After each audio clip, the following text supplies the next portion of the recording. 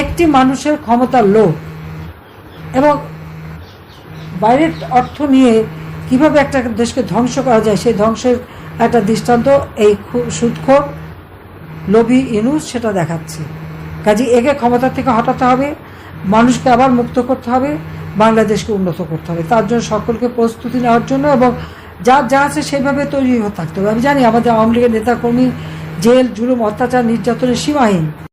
আমাদের স্বাধীনতার যে ইতিহাস সেই ইতিহাসকে বারবার বিকৃত করা হয়, বিকৃত করার চেষ্টা করা হয়।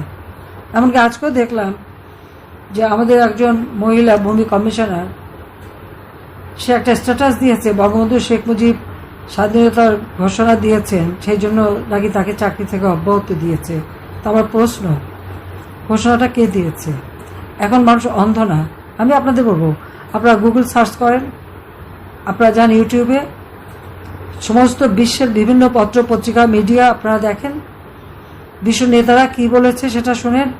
এমনকি আমেরিকার ডিক্লাসিফাইড যে ডকুমেন্ট সেখানেও যখন বঙ্গবন্ধু শেখ মুজিব স্বাধীনতার ঘোষণা দিয়েছে, এরপর আপনার কিসিঞ্জার সে কি বলেছিল বা আমেরিকান সরকার কি বলেছিল সেটাও আপনারা দেখতে পারেন। বঙ্গবন্ধু শেখ মুজিব যদি স্বাধীনতার ঘোষণা না দেবে, তার কার দেবার অধিকার ছিল? শুধুমাত্র তারই ছিল জনগণের ম্যান্ডেট। আর সেই স্বাধীনতা আমরা অর্জন করেছি। আজকে কি দুর্ভাগ্য আমাদের যে আজ 2024 সালে সেই স্বাধীনতার ইতিহাসের কথা বলা যাবে না।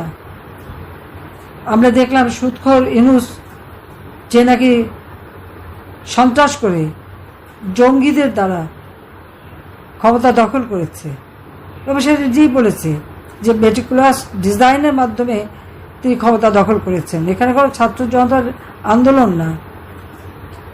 কিন্তু সেই ক্ষমতা দখল করে আজকে যখন বক্তৃতা দেয়, বঙ্গবন্ধুর প্রতি শ্রদ্ধা জানানোর প্রয়োজনটা মনে করে না, বা মুক্তিযোদ্ধাদের যে অবদান সেটাও সে স্মরণ করতে চায় না। কোন অদ্ভুত দেশে আমরা বাস করি। স্বাধীন বাংলাদেশ উন্নত সমৃদ্ধ হবে, সেটাই ছিল বঙ্গবন্ধুর আকাঙ্ক্ষা। এবং আরেকটি কথা সবাইকে জানায়, আমাদের যারা তরুণ প্রজন্ম তারা তো জানেন না অনেক ঘটনা। পৃথিবীর ইতিহাসে যেখানে যে দেশে বিপ্লব হয়েছে, স্বাধীনতা সংগ্রাম করেছে, সকলেরই একটা মিত্র শক্তি থাকে। যেমন জার্মানি, পশ্চিম জার্মানিতে আমেরিকা মিত্র শক্তি ছিল, পূর্ব জার্মানিতে রাশিয়া মিত্র শক্তি ছিল, জাপানে আমেরিকার মিত্র শক্তি হয়েছিল। এভাবে যদি পৃথিবীর বিভিন্ন দেশে আমরা দেখি, যারা মিত্র শক্তি থাকে তারা কিন্তু সেই দেশে থেকে যায়, সেখানে তাদের একটা নিজস্ব জায়গা হয়ে যায়। এর মধ্যে বাংলাদেশ ছিল একমাত্র ব্যতিক্রম। এই ব্যতিক্রমটা হতে পেরেছিল এই কারণে যে বঙ্গবন্ধু শেখ মুজিব ছিলেন স্বাধীন চেতা মানুষ। ঠিক একই সাথে শ্রীমতী ইন্দিরা গান্ধী, তিনিও স্বাধীন চেতা ছিলেন। তিনি আমাদের স্বাধীনতা সর্বতোভাবে সহযোগিতা করেছিলেন।